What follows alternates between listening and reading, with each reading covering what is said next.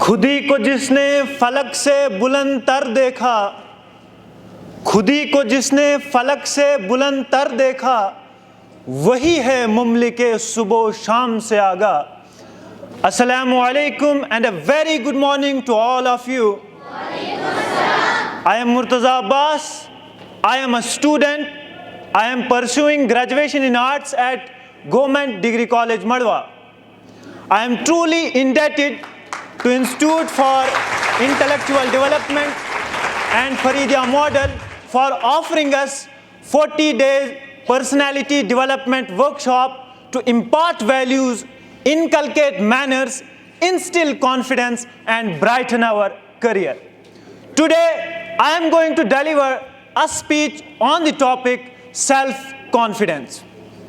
Self-confidence is not about being perfect or having all the answer. It's about believing yourself, your abilities and your worth. It's an essential trait that empowers us to face challenges, overcome obstacles and pursue our goal with determination. Ladies and gentlemen, firstly, let's understand that self-confidence is not an inherent trait. It's cultivated over time through experiences, both negative and positive. Embrace your achievement, no matter how small, and learn from your setbacks. Each step forward contributes to building a stronger sense of self. Remember, self-confidence is not about comparing yourself to others. It's about recognizing your unique qualities and strengths. Embrace your individuality and understand that everyone has their own journey. Focus on your progress, not on someone else. Moreover, self-confidence is closely tied to self-awareness. Know your strengths and weaknesses, celebrate your strengths and work on improving your weaknesses.